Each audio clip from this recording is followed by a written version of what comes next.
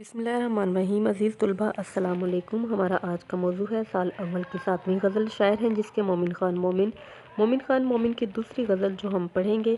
गज़ल से पहले हम जानते हैं शायर का तारुफ। मोमिन खान नाम और तखल्लुस मोमिन था। वालिद का नाम ग़ुलाम नबी खान था। मोमिन के दादा सल्तनत मुग़लिया के दौर में शाही तबीब थे। मोमिन 1800 को दिल्ली में पैदा हुए। उनके वालिद को शाह अब्दुल अज़ीज़ मुहद्दिस देहलवी से बहुत अकीदत थी। चुनांचे शाह साहब मौसूफ़ ने ही मोमिन खान नाम रखा था। आपको शोहरत भी इसी नाम की बदौलत हासिल हुई। मोमिन बचपन से ही ज़हीन तबा थे। हाफ़िज़ा बहुत अच्छा था। चुनांचे अरबी, फ़ारसी, तिब, नजूम और मौसीकी में कमाल हासिल किया। असनाफ़ शायरी में कसीदा, रुबाई, गज़ल और मसनवी में तबा आज़माई की। दिल्ली से 5 मरतबा निकले मगर वतन की मोहब्बत ने उन्हें अपनी तरफ खींच लिया। आपको खुशामद से सख्त नफ़रत थी। यही उनके किरदार की नुमायाँ खूबी थी। मोमिन की यादगार एक दीवान और 6 मसनवियाँ हैं। 1851 में अपने कोठे से गिरकर वफ़ात पाई। गालिब के दौर में मोमिन खान मोमिन की शायरी अरूज को पहुंची। मामला बंदी उनकी गज़ल की पहचान बनी। उनके इजहार में सादगी और बेसाख्त की कसरत से मिलती है मगर उनके मिजाज में नुक्ता आफरीनी और दिक्कत पसंदी शामिल थी। ये था शायर का मुख्तसर सा तारुफ। बढ़ते हैं हम गज़ल की तरफ। पहला शेर है, ठानी थी दिल में अब ना मिलेंगे किसी से हम, पर क्या करें हो गए नाचार जी से हम। इस शेर का मफहूम होगा, मैंने दिल में पुख्ता इरादा किया था कि अब उससे नहीं मिलूँगा, लेकिन क्या करूँ कि दिल ही के हाथों मजबूर होकर अपना फ़ैसला बदलना पड़ा। इस गज़ल का एक ख़ास पस मंज़र है। मोमिन यारबाश आदमी थे। किसी से नाराज़ होते तब भी गज़ल का सहारा लेते, किसी से खुश होते तब भी गज़ल में उस खुशी को बयान करते। ये गज़ल भी मोमिन ने एक ख़ास मौके पर लिखी थी। मोमिन के एक बहुत करीबी दोस्त थे जिनका नाम था मौलाना फ़ज़ल हक खैर आबादी। वो आरज़ू तखल्लुस करते थे। एक दफ़ा मोमिन खान मोमिन और उनके दरमियान बहुत सख्त किस्म की नाराज़ी हुई। सख्त जुमलों का तबादला हुआ। एक दूसरे से कता कलामी कर ली गई। मोमिन ने यह गज़ल उसी वाक़ये के बाद लिखी थी मगर जल्द ही दोनों में फिर से दोस्ती का रिश्ता इस्तवार हो गया। यूं गिले शिकवे जाते रहे। ज़ेर बहस शेर में शायर कहते हैं कि हमने दिल में पुख्ता इरादा कर लिया था कि अब हम किसी से दोस्ती का रिश्ता इस्तवार नहीं करेंगे, चूँकि ऐसी दोस्तियाँ रास्त नहीं आती और हमेशा मैं नुकसान में ही रहता हूँ। मगर हम इस दिल के हाथों ऐसे मजबूर हुए कि फिर से दोस्ती के रास्ते पर चल निकले। लेकिन शायर ये समझता है कि उसकी नरम मिजाजी का भी उसके दोस्त पर कोई असर नहीं होता, जैसा कि पहले उसकी फरियाद का उसके सख्त दिल पर कोई असर नहीं होता। इस गज़ल के पस मंज़र से हटकर अगर देखा जाए, एक रवायती गज़ल है जिसमें आशिक महबूब की बेवफाई, बेरुखी और सितमगिरी का तज़किरा करता है। इस शेर में शायर महबूब के ज़ुल्म व सितम से तंग आकर दिल में इस बात का अहद कर लेता है कि वो अब कभी अपने महबूब को याद नहीं करेगा, ना ही उससे मिलने की ख्वाहिश करेगा।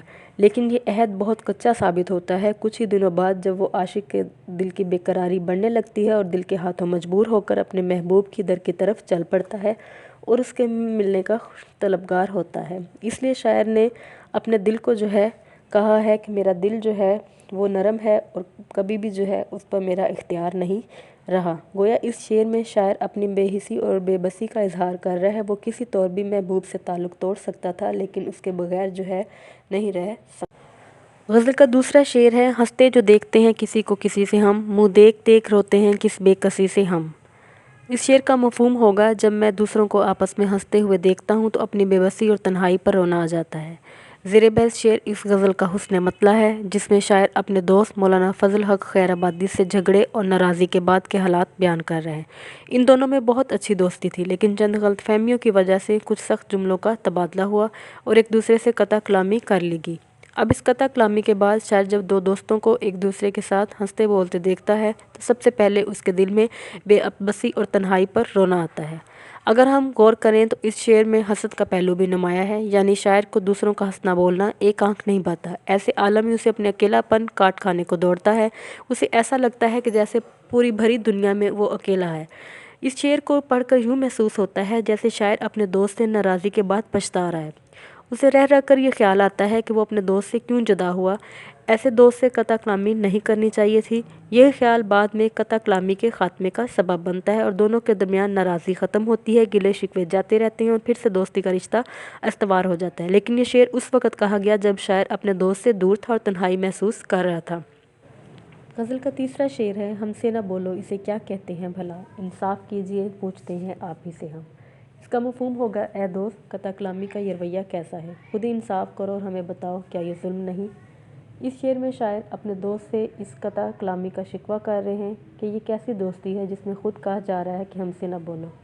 شاعر اپنے دوست سے انصاف سے کام لینے کی درخواست کر رہا ہے اور کہتا ہے کہ اپنی اس بے رخی پر غور کریں کیونکہ دوستوں کے درمیان اس طرح کی دوریاں مناسب نہیں۔ شاعر کا ضبط جواب دے چکا ہے، اس کے دوری اور قطع کلامی نے اس کو اندر سے توڑ دیا ہے۔ اس غزل کے پس منظر سے اگر اس کو ہٹ کر دیکھا جائے تو یہ ایک روایتی غزل ہے جس میں عاشق محبوب کی بے وفائی، بے رخی اور ستم گری کا تذکرہ کر رہا ہے۔ زیر بحث شعر میں مومن خان مومن کے نزدیک یہ عجیب چیز سامنے آتی ہے کہ محبوب کی منت سماجت کرنے کی بجائے اسے تکرار کی پالیسی اپناتے نظر آتی ہے۔ شاعر کہتا ہے کہ میرا محبوب کہہ رہا ہے کہ اس سے کلام نہ کرے، دراصل دونوں کے درمیان قطع کلامی کا معاملہ طوالت اختیار کر گیا ہے۔ محبوب غصے کی کیفیت سے دوچار ہے۔ شاعر کہتے ہیں کہ ٹھیک ہے تم غصے کی کیفیت میں ہو مگر انصاف سے بتاؤ، ہم آپ سے انصاف کی توقع کرتے ہیں۔ تم اپنے دل کی قدرت کو واضح کر رہے ہو جبکہ ہماری بات تمہاری خوشنودی تک ہے۔ ہم چاہتے ہیں کہ تم کسی طریقے سے ہم سے پھر سے بات کرنے لگ جاؤ۔ شاعر محبوب کی بات کو دہرا کر کہتا ہے کہ ہم سے نہ بولو، یہ کیسا طریقہ ہے کسی سے بات کرنے کا؟ اگر تم انصاف کی کرسی پر بیٹھو تو انصاف کرو۔ تمہارا یہ رویہ اور گفتگو دوسرے انسان کے لیے موت کا سامان ہے۔ حقیقت یہ ہے کہ تم نے ہمارے ساتھ بہت سخت رویہ رکھا ہے، ایسے رویے کے ہم روادار نہ تھے۔ ہم عاشق ہیں اور محبت کرتے ہیں، اپنے عاشقوں کو اس طرح کے رویے سے نفرت کی مت دھکیلو، یہ طرز عمل ظالمانہ اور قابل نفرت ہے۔ آپ کے ایسے رویے سے ہم پناہ مانگتے ہیں۔ غزل کا چوتھا شعر ہے، بیزار جان سے جو نہ ہوتے تو مانگتے۔ بیزار جان سے جو نہ ہوتے تو مانگتے، شاہد شکایتوں پر تیری مدعی سے ہم۔ مفہوم ہوگا اگر ہم اپنی زندگی سے بیزار نہ ہوتے تو رقیب سے اپنے خلاف شکایتوں پر گواہ ضرور طلب کرتے۔ زیر بحث شعر میں شاعر اپنے دوست فضل الحق غیر آبادی سے ناراضگی کا ذکر کرتے ہوئے کہہ رہے ہیں کہ دونوں ہم بہت اچھے دوست تھے لیکن چند غلط فہمیوں کی وجہ سے ہم ناراض ہو گئے۔ اگر اپنی زندگی سے بیزار نہ ہوتے تو وہ ضرور اس شخص سے گواہ طلب کرتے جس نے شاعر کو دوستوں کے خلاف بھڑکایا۔ دراصل واقعہ کچھ ایسا ہے کہ مولانا فضل الحق خیر آبادی کو جا کر مومن کے حوالے سے کچھ غلط باتیں کی گئیں۔ ایسی باتیں مومن نے کی ہی نہیں تھیں، اس لیے مومن کہتا ہے کہ اگر وہ اپنی زندگی سے بیزار نہ ہوتا تو ضرور اس چال بازی کا پردہ چاک کرتا اور اس شخص کو جھوٹا کرتا جس نے ان کے درمیان میں یہ دشمنی پیدا کی۔ لیکن شاعر زندگی سے مایوس ہو چکا ہے، اس لیے اس کو اس بات سے اب کوئی فرق نہیں پڑتا کہ کون اس کے حوالے سے کیا بات کرتا ہے۔ غزل کے پس منظر سے ہٹ کر دیکھا جائے تو عاشق کی محبوب کی بے وفائی کا ذکر کرتے ہوئے کہتا ہے کہ اس نے جو مجھ پر ستم ظریفی کی ہے، میں اس کے اس ستم ظریفی کا جواب محبوب سے مانگتا ہوں، لیکن میں اپنی قسمت پر اس قدر شاکر ہوں کہ میں اب کوئی بات نہیں کرنا چاہتا۔ محبوب کی بے رخی کو دیکھ کر عاشق کے دل میں عجیب ستم کی کیفیت پیدا ہوئی۔ رقیب نے نہ جانے کون کون سے الزامات عاشق پر لگا کر اس کو شاعر کی طرف سے بدگمان کر دیا، حالانکہ اس نے اس کے کسی بات کا تذکرہ ہی نہیں کیا۔ شاعر کہتا ہے کہ مدعی کی وجہ سے میرا دل اس قدر ٹوٹ گیا ہے، حالانکہ وہ مجھ سے سچی محبت کرتا تھا جس کا اظہار اس نے اکثر و بیشتر کیا تھا، مگر درمیانی لوگوں نے مجھے اس سے دور کر دیا، یعنی میرے محبوب کو مجھ سے بدظن کر دیا۔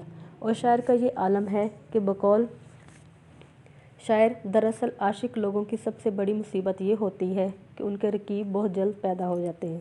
مومن کے ہاں بھی رقیب محبوب کے پاس پہنچا ہے اور اسے غلط مشورے دے کر عاشق کو اس سے بدظن کیا ہے۔ اسی صورتحال میں عاشق کے پاس کوئی چارہ نہیں کہ وہ مسئلے کا حل کسی کو سنائے اور کسی سے انصاف کی توقع کرے، اس لیے شاعر زندگی سے روٹھ کر بیٹھا ہے۔